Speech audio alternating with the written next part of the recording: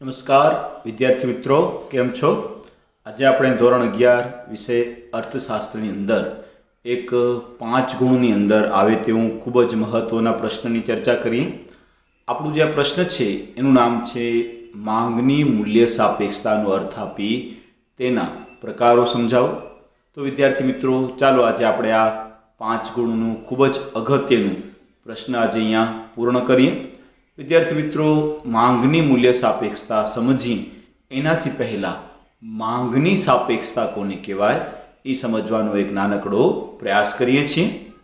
વિદ્યાર્થી મિત્રો, માંગ ઉપર અસર કરનારા પરિબળોમાં ફેરફાર થવાથી માંગમાં થતો ફેરફાર એ માંગની સાપેક્ષતા દર્શાવે છે કે વસ્તુની કિંમત અને કિંમત સિવાયના અન્ય પરિબળો જેવા કે ગ્રાહકની આવક, ભવિષ્યના ભાવોની અટકળો, અવેજી કે પૂરક વસ્તુની કિંમત, આ બધામાં જે ફેરફારો થાય અને તેના લીધે માંગમાં જે ફેરફાર થાય તો જે આ ફેરફાર દર્શાવે છે તે શું દર્શાવે છે કે માંગની સાપેક્ષતા છે.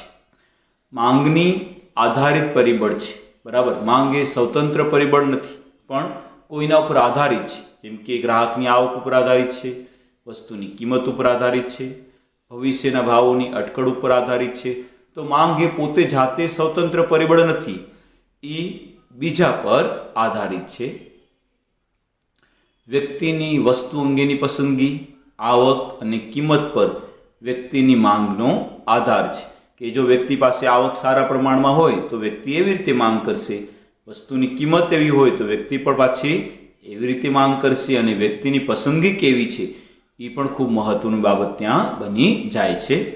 અને આ પરિબળો તેના આધારના પ્રમાણમાં આપણે તેની સાપેક્ષતા કહેવામાં આવે છે. એટલે કે જે પસંદગી છે, આવક છે, કિંમત છે, બરાબર, વગેરેના આધારે જે પ્રમાણમાં આપવામાં આવે એ પ્રમાણમાં આપે માંગની સાપેક્ષતા કહેવામાં આવે છે.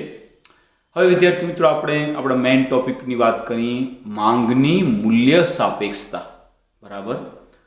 જો માંગની મૂલ્ય સાપેક્ષતાને સમજતા પહેલાં આપણે માંગનો નિયમ એકવાર યાદ રાખીએ કે અન્ય પરિબળ યથાવત હોય ત્યારે વસ્તુની કિંમતમાં વધારો થાય તો માંગનું સંકોચન થાય છે, અને વસ્તુની કિંમતમાં ઘટાડો થાય તો માંગનું વિસ્તરણ થાય છે. આ માંગનો નિયમ છે, બરાબર.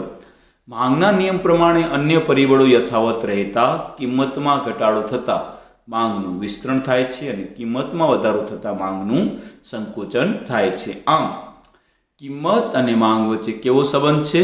તો શું યાદ રાખશો તમે? વ્યસ્ત સંબંધ છે તેવું માંગનો નિયમ સમજાવે છે. પરંતુ કિંમતમાં થતો ફેરફાર વસ્તુની માંગમાં કેટલા ફેરફાર લાવશે તે અંગેની સમજૂતી માંગનો નિયમ આપતો નથી. કે માનો કે કિંમતમાં 2 રૂપિયા ઘટાડો થયો તો એની કમ્પેરિઝનમાં માંગમાં 5 રૂપિયા, 10 રૂપિયા, 20 રૂપિયા, 50 રૂપિયા કેટલા રૂપિયાનો ઘટાડો થયો તે માંગનો નિયમ સમજાવતો નથી. તેથી વસ્તુની કિંમતમાં થયેલ ફેરફારના પરિણામે વસ્તુની માંગમાં જે ફેરફાર થાય તે અંગેની સમજૂતી કોણ આપે છે? તો માંગની મૂલ્ય સાપેક્ષતા આપે છે. આ ખાસ યાદ રાખવાનું.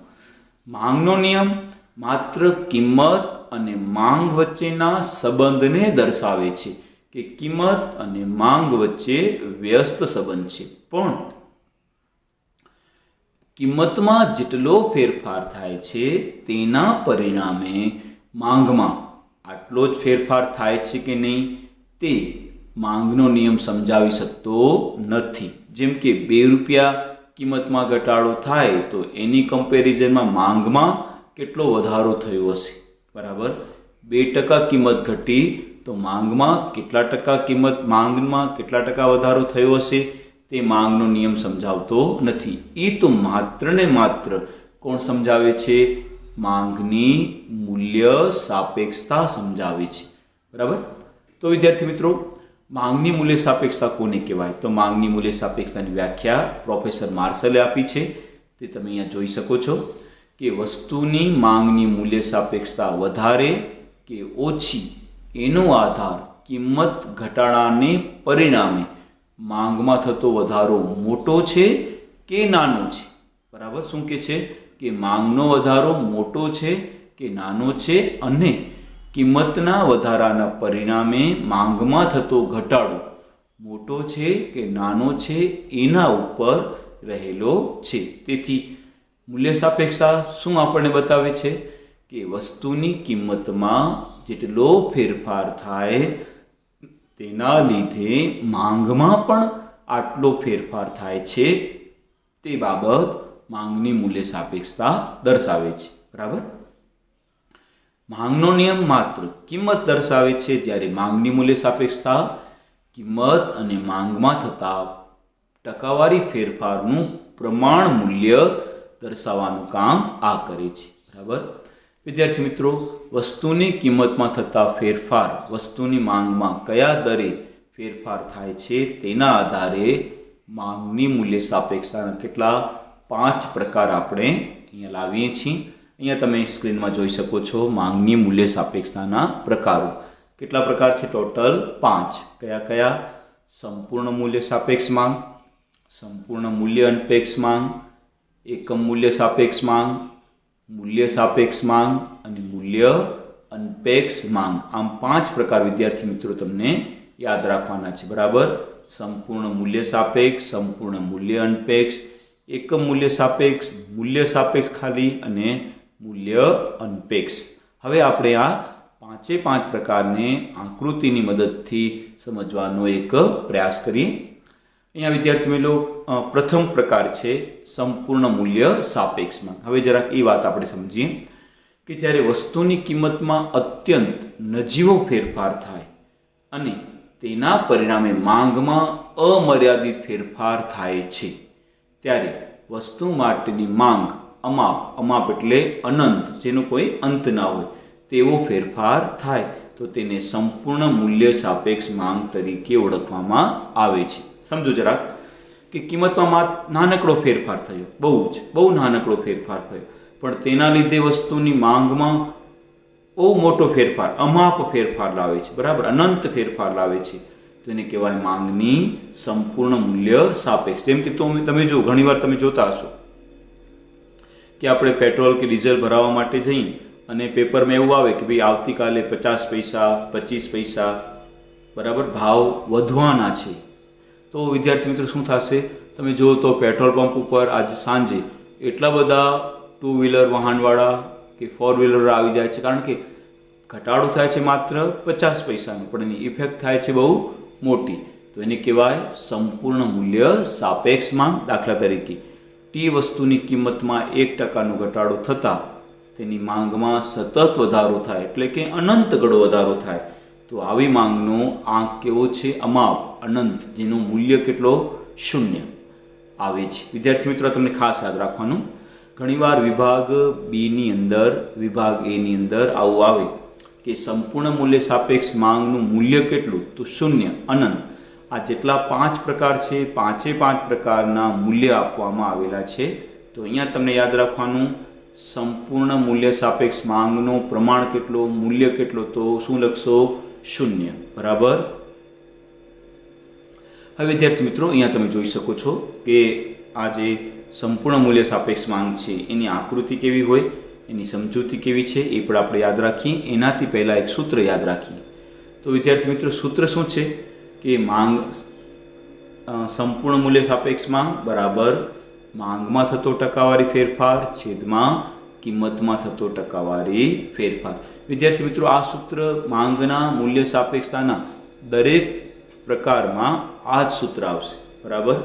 માંગમાં થતો ટકાવારી ફેરફાર છેદમાં કિંમતમાં થતો ટકાવારી ફેરફાર. અમે અહીંયા તમે જોઈ શકો છો કે એક્સ ધરી પર વસ્તુની માંગ છે, વાય ધરી પર વસ્તુની કિંમત છે. બરાબર.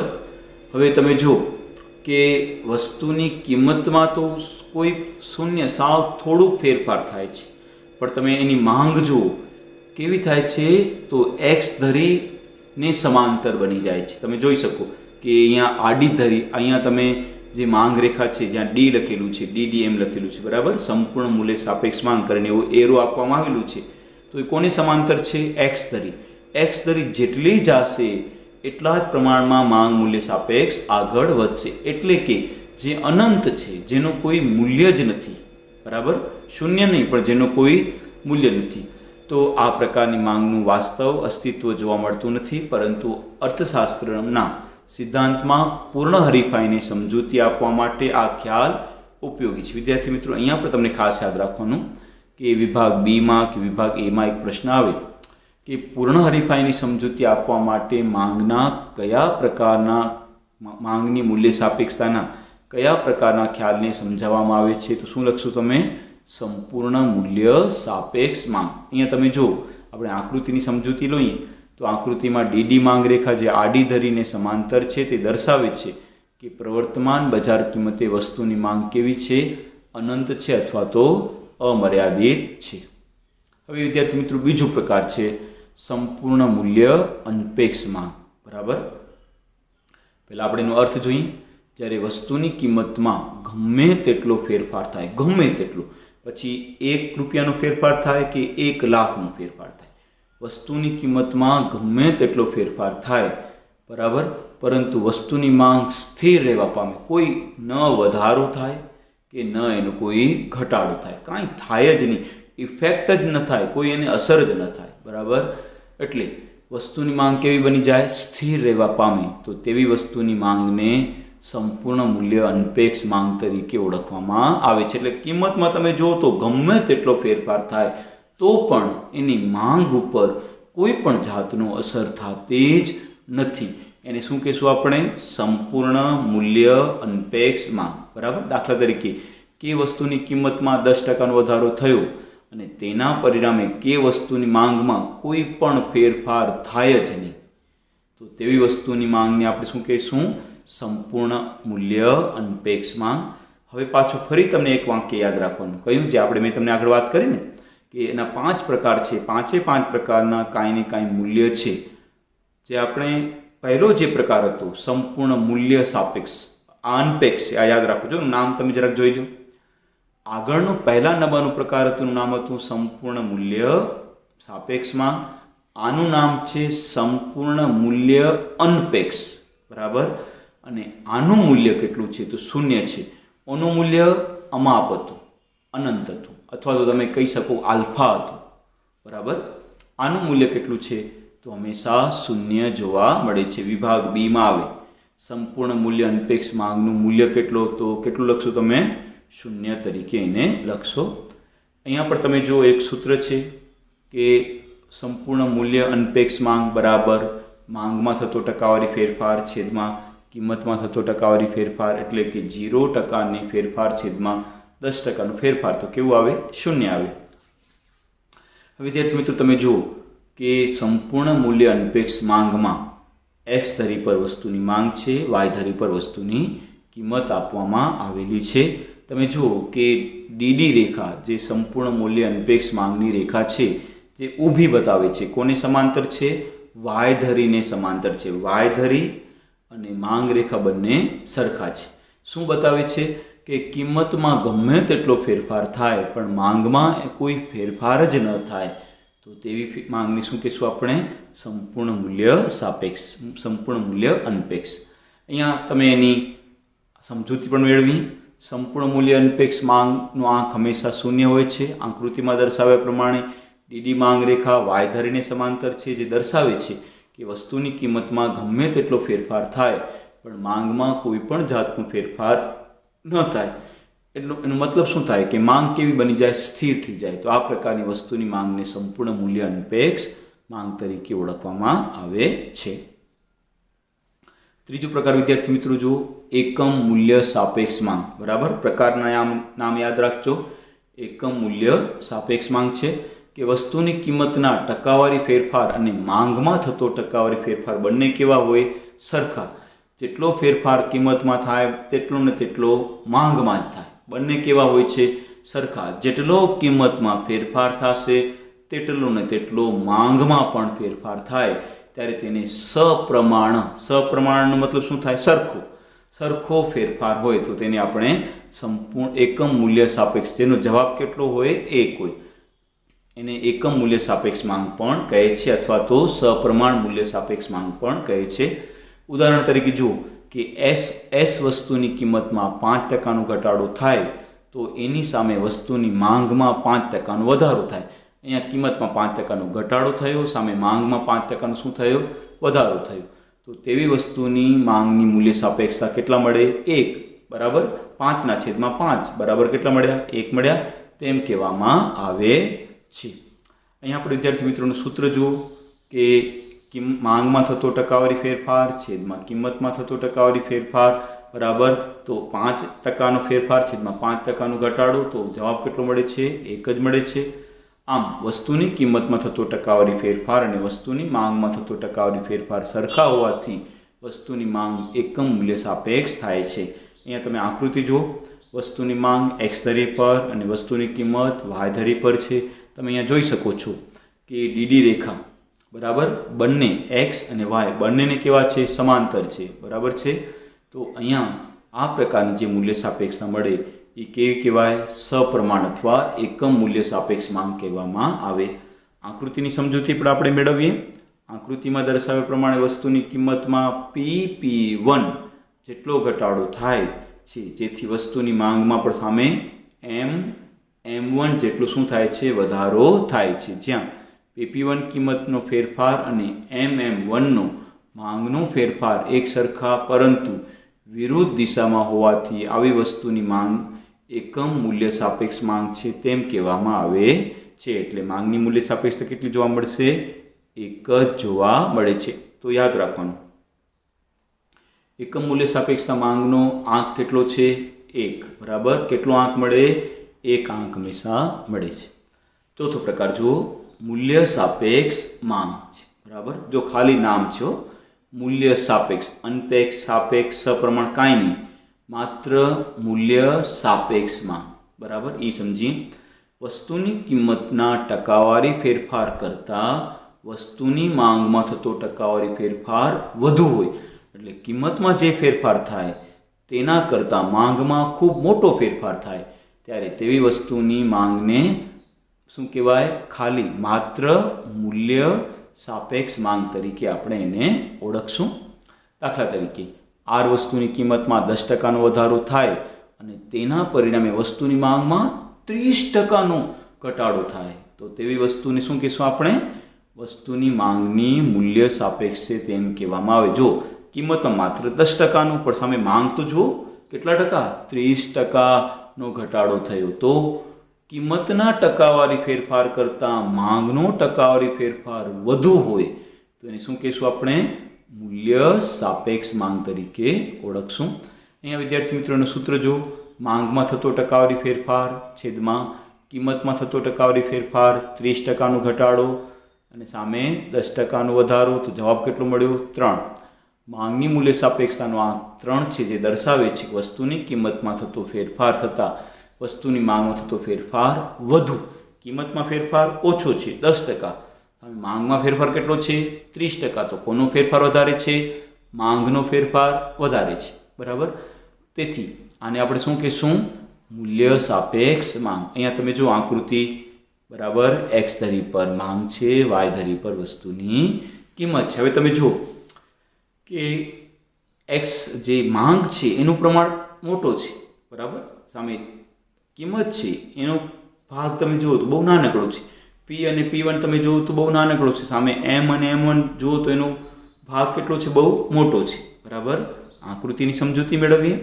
આકૃતિમાં P1 P જેટલો વસ્તુની કિંમતમાં વધારો થવાથી વસ્તુની માંગમાં M1 M જેટલો સંકોચન થાય છે. અહીં વસ્તુની કિંમતમાં થયેલા વધારા કરતાં માંગમાં થતો સંકોચન કેવું છે? વધુ છે. સામાન્ય રીતે કઈ વસ્તુમાં જોવા મળે?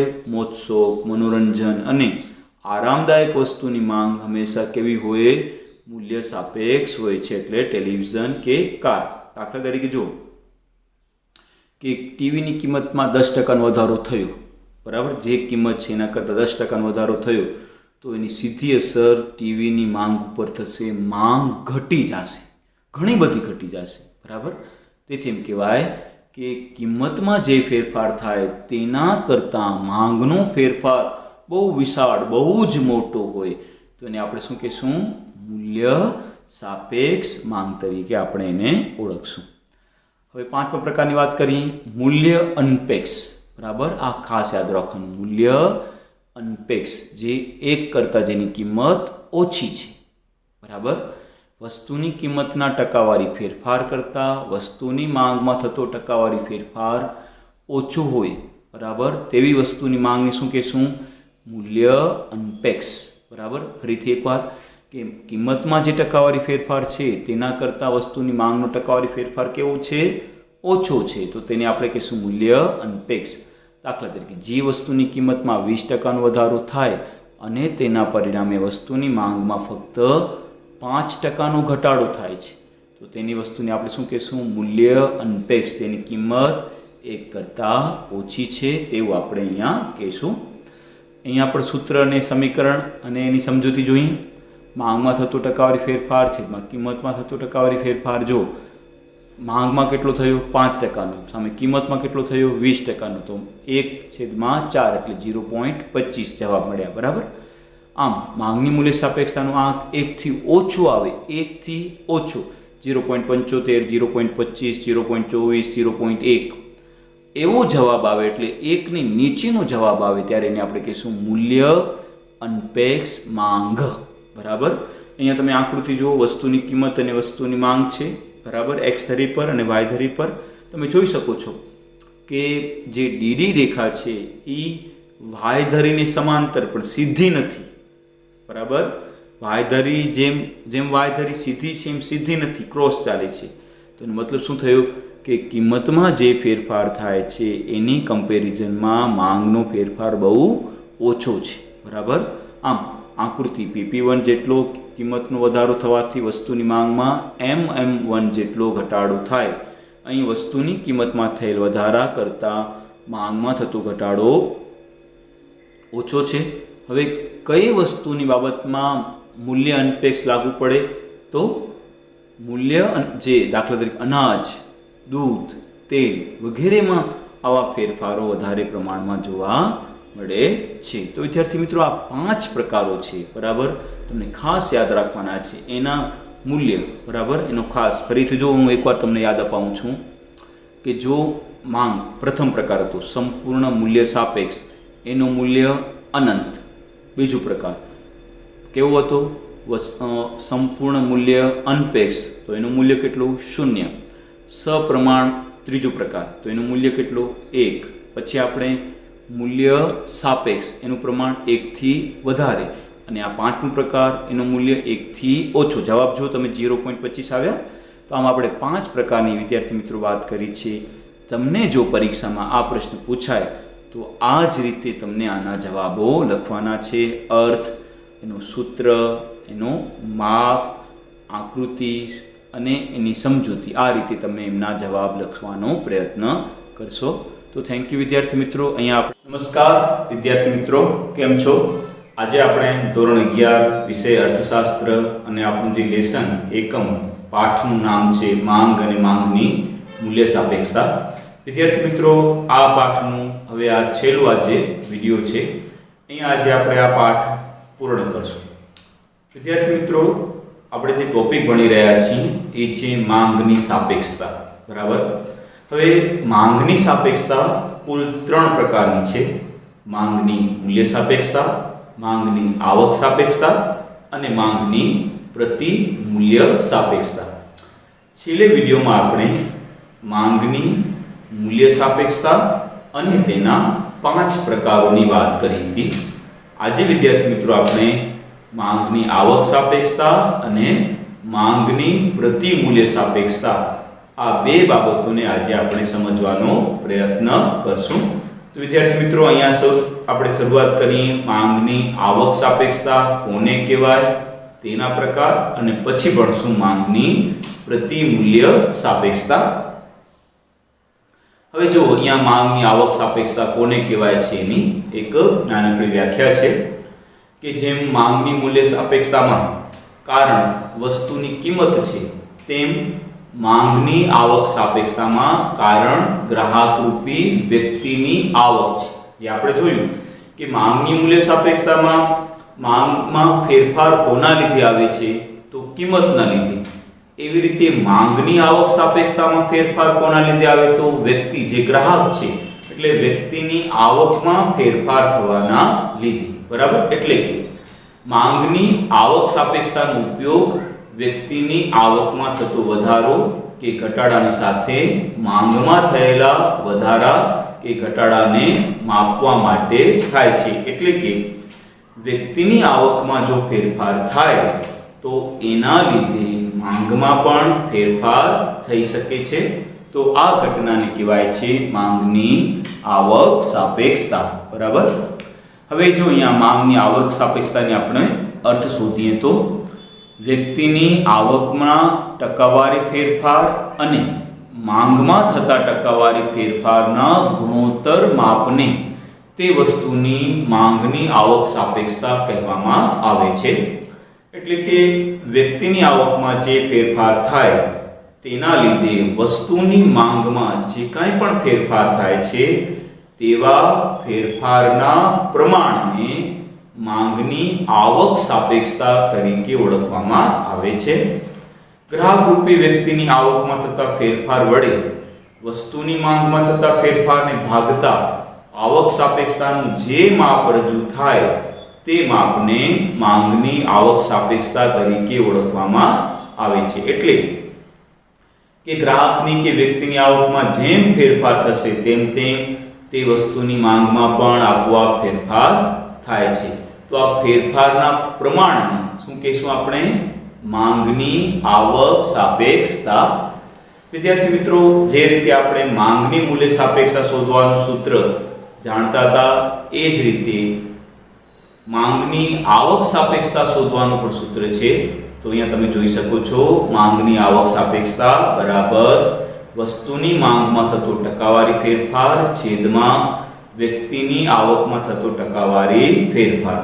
આ પ્રશ્ન તમને વિભાગ બી માં એક ગુણમાં આવે કે આવક સાપેક્ષતા શોધવાનું સૂત્ર સમજાવો અથવા તો જણાવો તો તમને અહીંયા આ સૂત્ર લખવાનું છે. ફરીથી એકવાર, માંગની આવક સાપેક્ષતા બરાબર વસ્તુની માંગમાં થતો ટકાવારી ફેરફાર છેદમાં વ્યક્તિની આવકમાં થતો ટકાવારી ફેરફાર.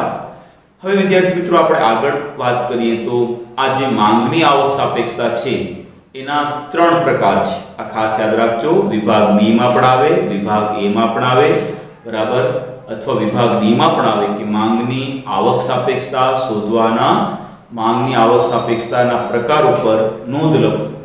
બરાબર. તો અહીં આવક સાપેક્ષતા કેટલા પ્રકારની છે? 3 નામ શું છે?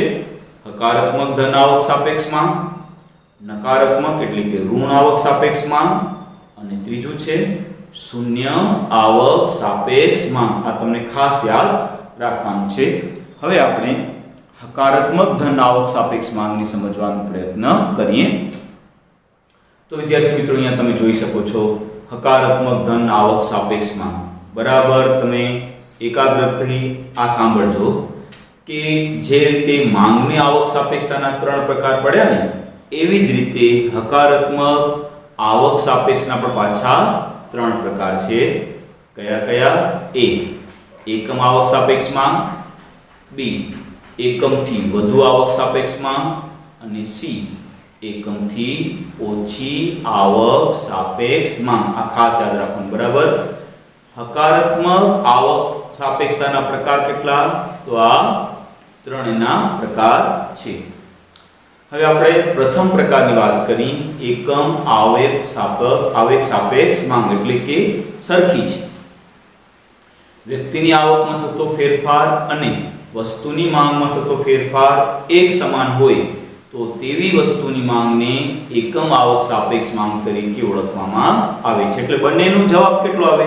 1 આવે. દાખલા તરીકે સમજો કે વ્યક્તિની આવકમાં ફેરફાર 10% નો થયો અને તેના લીધે ગ્રાહકની માંગમાં પણ ફેરફાર કેટલો થયો? 10%. તો આપણે સૂત્રમાં શું મૂકીએ કે માંગમાં થતો ટકાવારી ફેરફાર છેદમાં વ્યક્તિની આવકમાં થતો ટકાવારી ફેરફાર બંનેમાં 10-10 છે તો જવાબ કેટલો મળશે? 1. તો આને કહેવાય એકમ આવક સાપેક્ષ માંગ. બરાબર. જે બંને સરખા છે, કે આવક પણ સરખી છે અને માંગમાં થતો ટકાવારી ફેરફાર પણ સરખો જોવા મળે છે. બીજો પ્રકાર છે એકમથી વધુ આવક સાપેક્ષ માંગ. તો અહીંયા શું લખે છે કે વ્યક્તિની આવકમાં થતો ફેરફાર એ વસ્તુની માંગમાં થતા ફેરફાર કરતાં ઓછો હોય, બરાબર. દાખલા તરીકે જો આવકમાં થતો ફેરફાર 10%, પણ સામે માંગમાં થતો ફેરફાર 20%. એટલે ફરીથી શું લખી છે કે આવકમાં થતો ફેરફાર એ વસ્તુની માંગમાં થતા ફેરફાર કરતાં કેવો છે? ઓછો હોય તો વસ્તુની માંગને એકમથી વધુ આવક સાપે એટલે 1 કરતાં વધારે. જેનો જવાબ કેવો મળે? 1 કરતાં વધારે એટલે 1.5, 2, 6, 8, 10, બરાબર. તો વધુ આવક સાપેક્ષ માંગ કહેવામાં આવે છે. ફરીથી યાદ રાખજો, આવું ક્યારે શક્ય બને? જ્યારે આવકમાં થતો ટકાવારી ફેરફાર અને તેના લીધે માંગમાં થતો ટકાવારી ફેરફાર ઊંચો એટલે વધારે હોય તો આવક સાપેક્ષ હંમેશા કેવી મળશે? એકમથી વધુ આવક સાપેક્ષ પ્રાપ્ત થશે. પછી વિદ્યાર્થી મિત્રો, અહીંયા આપણે ત્રીજા પ્રકારની વાત કરી, એકમથી ઓછી આવક સાપેક્ષ માંગ. એટલે જેનો જવાબ 1 થી ઓછો, 0.920, 0.9, 0.8, 0.6 એમ. વ્યક્તિની આવકમાં થતો ફેરફાર એ વસ્તુની માંગમાં થતા ફેરફાર કરતા કેવો હોય? વધુ હોય તો તેવી વસ્તુની માંગને એકમથી ઓછી આવક સાપેક્ષ માંગ તરીકે ઓળખવામાં આવે. જેમ કે જુઓ કે માંગમાં થતો ટકાવારી ફેરફાર 5 છે અને આવકમાં થતો ટકાવારી ફેરફાર 20 છે. આપણું સૂત્ર શું છે? માંગમાં થતો ટકાવારી ફેરફાર છેદમાં આવકમાં થતો ટકાવારી ફેરફાર એટલે 5/20 એટલે 1/4. તો જવાબ કેટલો મળશે? 0.20, બરાબર. વિદ્યાર્થી મિત્રો, 1 થી ઓછી જેનો આંક મળે એવી આવક સાપેક્ષતાને શું કહીશું આપણે? એકમથી ઓછી આવક સાપેક્ષ માંગ તરીકે આપણે ઓળખશું. વિદ્યાર્થી મિત્રો, આ 3 પ્રકાર છે. કોના? ધન આવક સાપેક્ષ માંગના 3 પ્રકાર છે. હવે આપણે નકારાત્મક આવક સાપેક્ષ માંગ અને શૂન્ય આવક સાપેક્ષ માંગની વાત કરીએ. તો અહીંયા નકારાત્મક ઋણ આવક સાપેક્ષ માંગ છે, બરાબર. ગ્રાહક રૂપી વ્યક્તિની આવકમાં વધારો થતા વસ્તુની માંગ ઘટે અથવા વ્યક્તિની આવકમાં ઘટાડો થાય તો વસ્તુની માંગ વધે તેવી વસ્તુની માંગને નકારાત્મક એટલે કે ઋણ આવક સાપેક્ષ માંગ તરીકે ઓળખવામાં આવે છે. એટલે શું કહે છે કે જો આવકમાં વધારો થાય તો માંગમાં ઘટાડો થાય અને આવકમાં ઘટાડો થાય તો માંગમાં શું થાય? વધારો થાય. એટલે વ્યસ્ત સંબંધ. આમ નોર્મલી કેવું છે કે આવક અને માંગ વચ્ચે સીધો સંબંધ છે, પણ અહીંયા શું બતાવે છે? આવક અને માંગ વચ્ચે વ્યસ્ત સંબંધ બતાવે છે, બરાબર. તો એને કહેવાય નકારાત્મક આવક સાપેક્ષ માંગ. હવે એવું ક્યારે બને?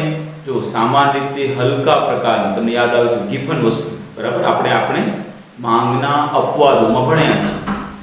તો આ વસ્તુને ગિફન વસ્તુ તરીકે ઓળખવામાં આવે છે, બરાબર. સામાન્ય રીતે આ વસ્તુ હલકા પ્રકારની હોય તો આવક અસર કેવી હોય છે? નકારાત્મક હોય છે. એટલે કે આવકમાં વધારો થાય તો પણ માંગમાં તો ઘટાડો થાય. એટલે એમની વચ્ચેનો સંબંધ કેવો? તો ઋણ સંબંધ, જે આપણે માંગના નિયમમાં સમજ્યા છીએ તે પ્રકારનું.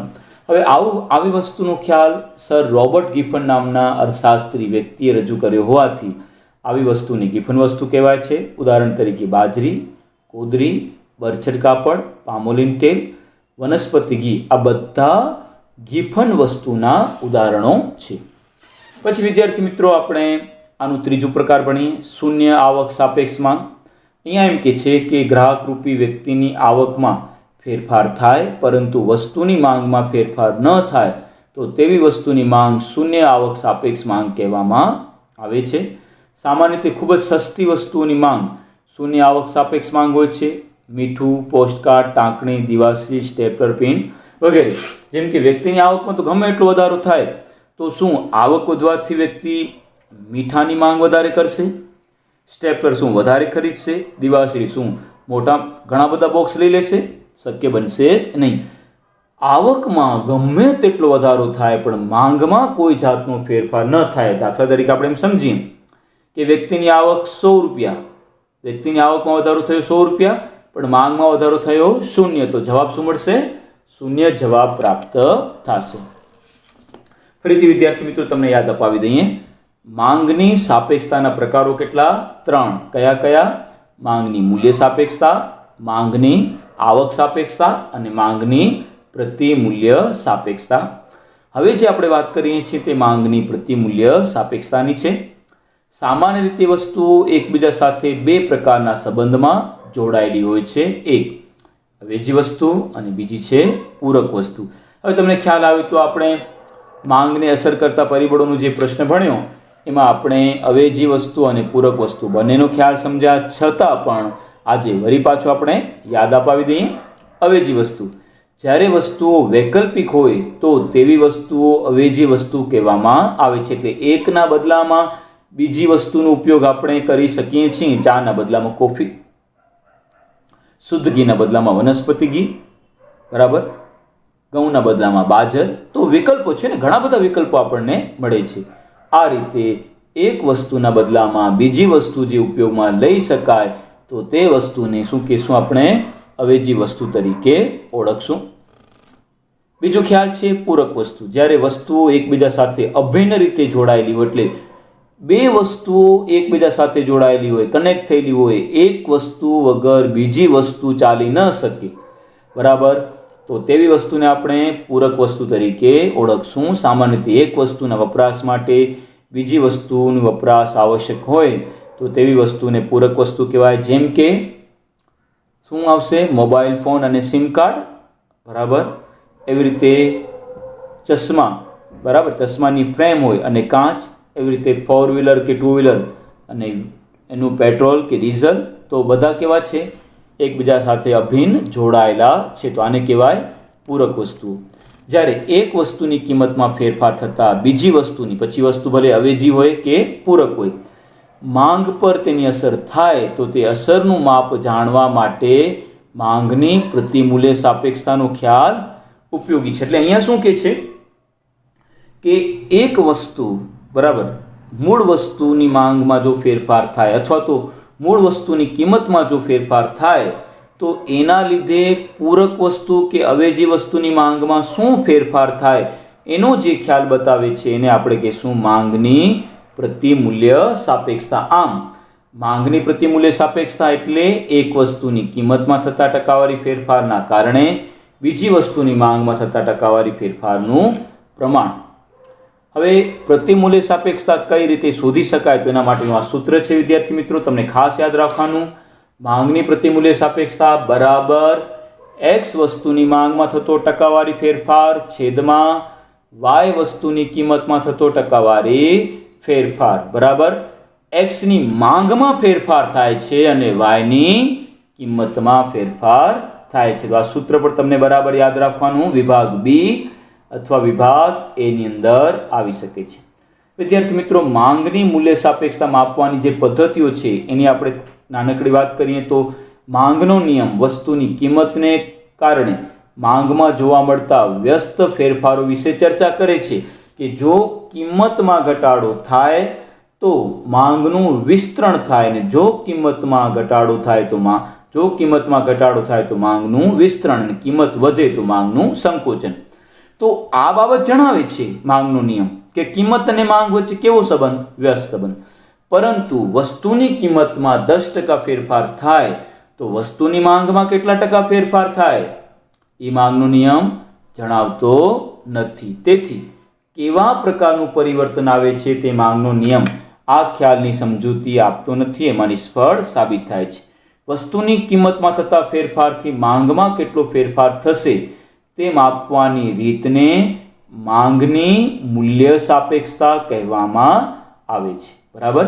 આમ વિદ્યાર્થી મિત્રો, માંગની મૂલ્ય સાપેક્ષતા પણ 3 જુદી જુદી રીતે માપવામાં આવે છે. ગુણોત્તરની રીત, કુલ ખર્ચની રીત અને ભૌમિતિક રીત, બરાબર. તો વિદ્યાર્થી મિત્રો, અહીંયા આપણે માંગની મૂલ્ય સાપેક્ષતાના ખ્યાલને સમજવાનો પ્રયત્ન કર્યો. વિદ્યાર્થી મિત્રો, અહીંયા આપણે પાઠ નંબર 3 પૂર્ણ કરીએ છીએ. તમને આ પાઠના પ્રશ્નો, ખાસ કરી સ્વાધ્યાય નંબર, આપણા સ્વાધ્યાયમાં 4 અને 5ના બધા જ પ્રશ્નો તમને એમાં લખવાના છે. તો ચાલો વિદ્યાર્થી મિત્રો, થેન્ક યુ.